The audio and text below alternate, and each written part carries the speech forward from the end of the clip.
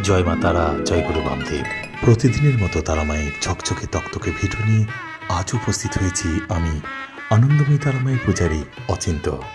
ভারতবর্ষের অন্যতম তন্ত্রপীঠ এই মহাপীঠ তারাপীঠ। এখানে না এলে আপনি অনুভব করতে পারবেন না আধ্যাত্মিকতার কতটা পাওয়ার বা শক্তি।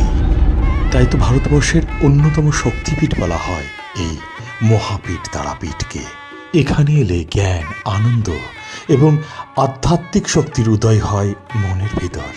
তাই বন্ধুরা, মন খুলে বলুন, প্রাণ খুলে বলুন, সর্বমঙ্গলা মঙ্গলে শিবে সর্বাত্ম স্বাদিকে শরণ্যে স্তম্নকে গৌরী নারায়ণী নমস্তুতে।